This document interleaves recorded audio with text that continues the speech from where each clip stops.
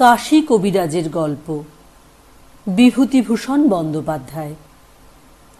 আমার উঠোন দিয়ে রোজ কাশী কবিরাজ একটা ছোট্ট ব্যাগ হাতে যেন কোথায় যায়।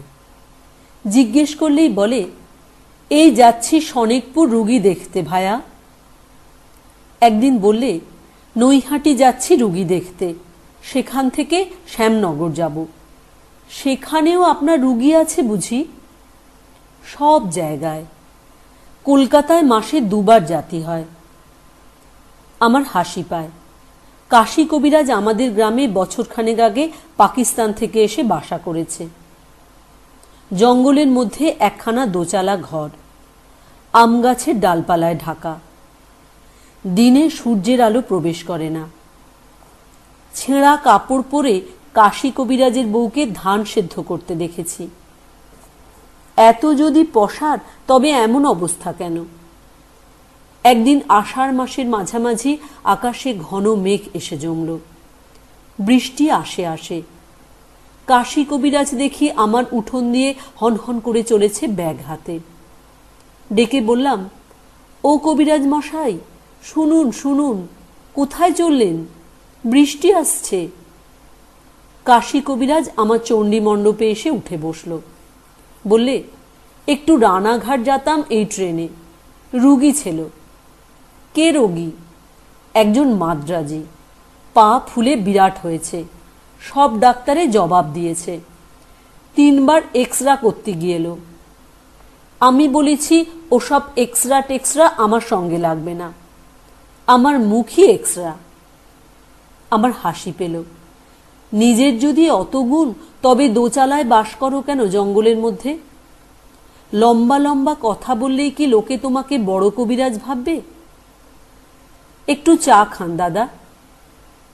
তা খাওয়াও ভাই, বৃষ্টি এলো, একটু বসেই যাই। আপনার পসার তাহলে বেশ বেড়েছে। বাড়বে কি ভায়া, বরাবর আছে। আমার তান্ত্রিক কবিরাজি, যা কেউ সারাতে পারবে না তা আমি সারাবো। বলেন কি? এই জন্যই তো আমার পসার, শুধু ঝাড়ানো কাড়ানো। ঝাড়িয়ে রোগ সারিয়েছেন? আরে এ পাগল বলে কি, বড় বড় রোগ ঝাড়িয়ে সারিয়েছি। বটে। তোমরাই ইংরাজি লেখাপড়া জানো কিনা, সমস্ত অবিশ্বাস করো জানি। ভূত মানো? এই রে, ঝাড়ফুঁক থেকে এবার ভূত প্রেতে এসে পৌঁছল। কাশীনাথ কবিরাজ অনেক কিছু জানে দেখছি। বললাম, যদি বলি মানি নে? তা তো বলবাই, ইংরাজি পড়াতে তোমাদের ইহকালও গিয়েছে, পরকালও গিয়েছে। রাগ করো না ভায়া, যা সত্যি তাই বললাম। চা এসেছে? তাহলে একটা গল্প শোনো বলি, আমার নিজের চোখে দেখা। খুব বৃষ্টি এসে পড়ল, চারিদিক অন্ধকার করে এলো। কাশীনাথ কবিরাজ তার গল্প আরম্ভ করল। কাশীনাথ কবিরাজ তান্ত্রিক মতে চিকিৎসা করে বলে অনেক দূর দূর থেকে তার ডাক আসে। আজ বছর 10 আগে হরিহরপুরের জমিদার শিবচন্দ্র মুখুজ্জের বাড়ি থেকে তাঁর ছেলের চিকিৎসার জন্য কাশীনাথের ডাক এলো। আমি বললাম, আগে কখনো সেখানে গিয়েছিলেন আপনি? না। নাম জানতেন? খুব। আমাদের ওদেশে হরিহরপুরের জমিদারের নাম খুব প্রসিদ্ধ। যখন গিয়ে পৌঁছলেন তখন বেলা কত? সন্ধ্যের কিছু আগে। তারপর শোনো। কাশীনাথ ওদের বাড়ি দেখে অবাক হয়ে গেল। সেকেলে নামকরা জমিদার, মস্ত বড় দেউড়ি, 2-3 মহলা বাড়ি। দেউড়ির পাশে বৈঠকখানা ঘর, তার পাশে একটা বড় বারান্দা, ওদিকে ঠাকুর দালান, বাইরে রাসমঞ্চ, দোলমঞ্চ। তবে এসবই ভগ্নপ্রায়, পূর্বে সমৃদ্ধি ঘোষণা করে দাঁড়িয়ে আছে মাত্র। বড় বড় বট অশ্বত্থের গাছ গজিয়েছে বাড়ির গায়ে। মন্দিরের চূড়োর ফাটলে বন্য শালিকের গর্ত, কাঠবিড়ালির বাসা। সামনে বড় একটা আধমজা দিঘি পানায় ভর্তি। সন্ধ্যার কিছু আগে সেই মস্ত বড় পুরনো ভাঙা বাড়ি দেখে কাশীনাথের মনে কেমন এক অপূর্ব ভাব হলো। আমি বললাম, কি ভাব? সে তোমারে বলতে পারিনে ভায়া, ভয়ও না আনন্দও না। কেমন যেন মনে হলো এ বড্ড অপয়া বাড়ি, এ ভিটেতে পা না দেওয়াই ভালো আমার পক্ষে। তোমার হবে না, কিন্তু আমার হয় বাপু এমনি। অন্য কোথাও হয়েছে? আরও দু একবার হয়েছে এমনি, কিন্তু সে কথা এখন আনবার দরকার নেই। তারপর বলি শোনো না। তারপর কাশী কবিরাজ সেখানে গিয়ে রোগী দেখল। 10 বছর বয়সের একটি ছেলের টাইফয়েড জ্বর, খুব সংকটাপন্ন অবস্থা। কাশী কবিরাজ গিয়ে তান্ত্রিক প্রণালীতে ঝাড়ফুঁক করে শেকড় বাকড়ের ওষুধ বেটে খাওয়ালো। রোগী কথঞ্চিত সুস্থ হয়ে উঠল। অনেক রাত্রে কাশী খাওয়া দাওয়া সেরে দেউড়ির পাশে বৈঠকখানা ঘরে এসে দেখল সেখানে তার জন্যে শয্যা প্রস্তুত। উৎকৃষ্ট শয্যা, দামি নেটের মশারি, কাঁসার গেলাসে জল ঢাকা আছে, ডিবের বাটিতে পান, সব ব্যবস্থা অতি পরিপাটি। আমি বললাম, বড়লোকের বাড়ির বন্দোবস্ত? হাজার হোক বনেদি ঘর তো, যতই অবস্থা খারাপ হোক পুরনো চালচলন যাবে কোথায়? তারপর কাশী কবিরাজ বেশিক্ষণ শোয়নি। এমন সময় সে দেখল ঘোমটা পরা একটি বউ হনহন করে মাঠের দিক থেকে এসে দেউড়ির মধ্যে দিয়ে জমিদার বাড়ি ঢুকছে। কাশী কবিরাজ আশ্চর্য হয়ে গেল। এত রাত্রে বাইরের মাঠ থেকে এসে বাড়ি ঢুকল কে? ভদ্রলোকের ঘরের সুন্দরী বধূ বলেই মনে হলো যতদূর দেখেছে তা থেকেই। যাক, সে এসেছে কবিরাজি করতে, অত শত খুঁজে তার কি দরকার? যে যা ভালো বোঝে করুক। আমি বললাম, রাত তখন কত? রাত 1টার কম নয়, বরং বেশি। যেদিক থেকে এলো সেদিকে কোনো লোকালয় নেই। না মশাই, ফাঁকা মাঠ অনেকখানি পর্যন্ত, তারপর কোদালে নদী। কোদালে নদীতে গরমকালে জল থাকে না, হেঁটে পার হওয়া যায়। তার ওপারে বলরামপুর গ্রাম। আপনি কি করে বুঝলেন ভদ্রবংশের মেয়ে? হাত পায়ে যতটুকু খোলা, ধপধপে ফর্সা। আধজ্যোৎস্না রাত, আমি দিব্যি টের পাচ্ছি। মুখখানা অবশ্যই ঘোমটায় ঢাকা ছিল।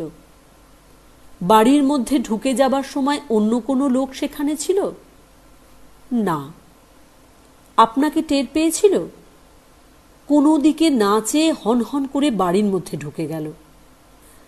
কাশী কবিরাজ নির্বিরোধী ভালো লোক। সে জলের গেলাস তুলে খানিকটা জল খেয়ে মশারি খাটিয়ে শুয়ে পড়ল। কিন্তু নানা চিন্তায় ঘুম আর আসে না।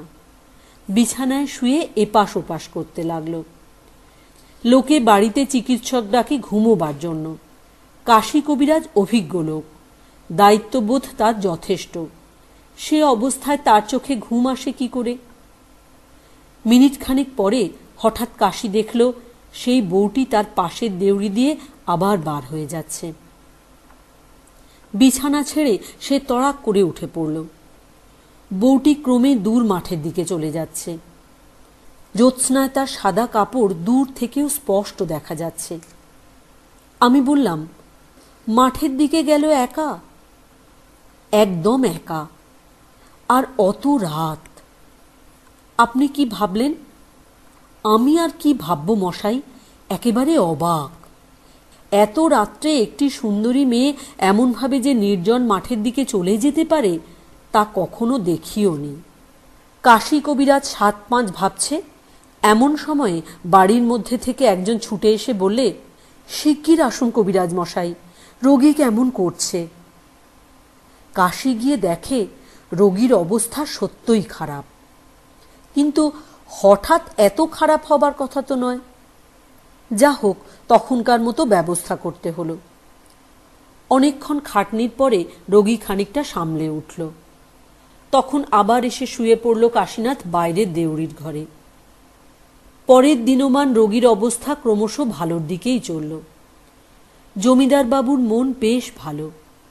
প্রথম দিন বড়ই যেন মুছড়ে পড়েছিলেন। এমনকি কবিরাজের সঙ্গে বসে দুপুরের পর খানিকক্ষণ পাশাও খেললেন। কবিরাজকে তাঁদের বড় দিঘিতে একদিন মাছ ধরতে যাবার আমন্ত্রণও জানালেন। খাওয়ার ব্যবস্থাও দুপুরে বেশ ভালোই হলো। মাছের মুড়ো, দই, দুধ, সন্দেশ ইত্যাদি। কবিরাজ খুব খুশি। জমিদার বাবু বেশ প্রফুল্ল। সেই রাত্রে একটা আশ্চর্য ঘটনা ঘটল। এমন ধরনের ব্যাপার কাশী কবিরাজ কখনো কল্পনাও করতে পারেনি। রোগীর অবস্থা ভালো থাকা দরুন সেদিন আর বেশি খাটুনি ছিল না ওর। সকাল সকাল খেয়ে দিয়ে শয্যা আশ্রয় করল, কিন্তু ঘুম আসতে দেরি হতে লাগল। কোথাকার ঘড়িতে 1টা বেজে গেল ঢং করে। ঠিক সেই সময় দেখল কাশী কবিরাজ সেই ঘোমটা পরা বউটি দেউড়ি দিয়ে ঢুকে অন্দরের দিকে চলেছে। বলতে কি কাশী কবিরাজের বড় বিস্ময় বোধ হলো। কি সাহস মেয়েটার! এত রাতে মাঠের মধ্যে দিয়ে চলে আসতে ভয়ও কি করে না? মিনিট 15 কেটে গেল, কি 20 মিনিট। তারপর কাশী কবিরাজকে আশ্চর্য স্তম্ভিত করে দিয়ে সেই বউটি ওর ঘরে এসে ঢুকল। আমি বললাম, আপনার ঘরে? হ্যাঁ, একেবারে আমার সামনে। ঘরে আলো ছিল? বাড়িতে রোগী থাকার দরুন আমার ঘরে সারা রাতি একটা হারিকেন জ্বলে। ঘরে ঢুকে মেয়েটি ঘোমটা অনেকখানি তুলে কবিরাজের দিকে চাইল। বেশ সুন্দরী মহিলা, দেখলে সম্ভ্রমের উদ্রেক হয় এমনি চেহারা। কাশী কবিরাজকে বলল, তুমি এখানে থেকো না, চলে যাও এখান থেকে। বিস্মিত ও স্তম্ভিত কাশী কবিরাজ মেয়েটির মুখের দিকে চেয়ে বলল, আপনি কে মা? আমি যেই হই, তুমি এখান থেকে যাবে কি না? মা, আমি চিকিৎসক, রুগী দেখতে এসেছি। আমার কাজ না সেরে আমি কি করে যাব? তুমি এ রুগী বাঁচাতে পারবে না। কাল সকালে তুমি চলে যাও এখান থেকে। কি করে আপনি জানলেন রুগী বাঁচবে না? আমি ওর মা। ওর সৎমা ওকে খুব কষ্ট দিচ্ছে। সে কষ্ট আমি দেখতে পারছি না।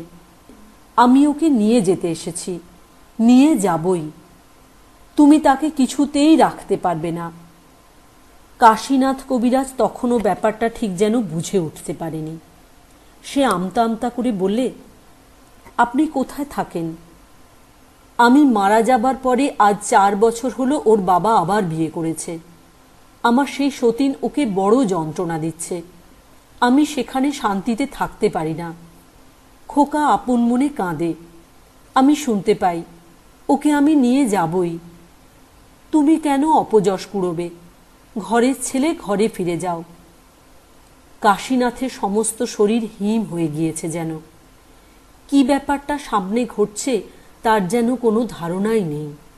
তবুও সে হাত জোড় করে বললে, মা, একটা কথা। আমি জমিদার বাবু আপনার স্বামীকে সব বলি। তিনি তাঁর ছেলেটিকে বড় ভালোবাসেন। ছেলেটিকে আপনি নিয়ে গেলে তাঁর কি অবস্থা হবে সেটা তো আপনার বিবেচনা করা উচিত। বউটি বললেন, তাঁর এ পক্ষে ছেলে মেয়ে হবে, তাঁদের নিয়ে থাকবেন তিনি। ও কথা বলবেন না মা।